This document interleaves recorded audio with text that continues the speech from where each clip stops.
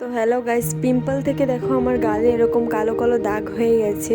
এগুলি অনেক দিন ধরেই যাচ্ছে না, ভাবছি তার জন্য আমি ডক্টরের কাছে গিয়েছিলাম।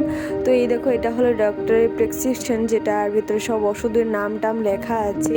তো এই দেখো, এটা আমি আইসিইউতে ডাক্তার দেখিয়েছিলাম। এখানে সব প্রেসক্রিপশন লেখা আছে সব কিছু। আর এটা হলো একটা, মানে এটা আমাকে দিয়েছে একটা জেল, যেটা পিম্পলের ভেতরে লাগানোর জন্য বলা হয়েছে আমাকে। যে দাগগুলি আছে সেই জায়গায় লাগানোর কথা বলা হয়েছে নাইটে। তারপর দিয়েছিল একটা ট্যাবলেট, যেটা রাতে খাওয়ার পর খেয়ে নেওয়ার কথা বলেছে আমাকে, ডেলি একটা করে। এটাও খেলে মানে পিম্পল ভালো করে ভেতর থেকে একদম সেরে যাবে। তারপর দিয়েছিল একটা ময়শ্চারাইজার। এটা আমার স্কিনকে মানে আরও ময়শ্চারাইজ করবে। অন্য কোনো প্রোডাক্ট ইউজ করার জন্য আমাকে একদমই নিষেধ করা হয়েছে। আর এটা হলো সানস্ক্রিন। এটার ভেতরে দেখো টাইম টু টাইম সব লিখে দেওয়া হয়েছে, কোন টাইমে কখন এটা ইউজ করব। আর এটা হলো ফেস ওয়াশ।